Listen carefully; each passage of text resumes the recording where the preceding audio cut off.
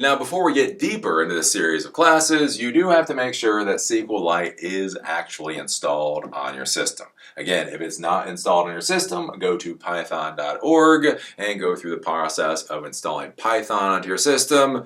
Then hopefully you will then have SQLite installed and you will be able to continue on with this series of classes. But you will need SQLite in order to be able to do the projects and the things that we're going to be doing.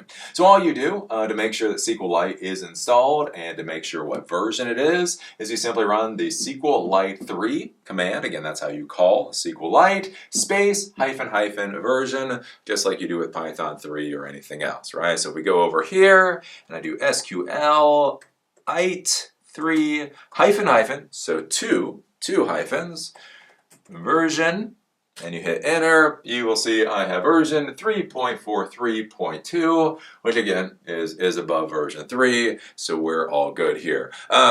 It shouldn't matter what version you have for this particular series of classes. I may come back later and have to change this particular video if I turn out to be a liar. But what we're going to be doing in this series is all relatively simple things. So as long as this is above the number 3, you should be good to go. And hopefully I'm not lying about that.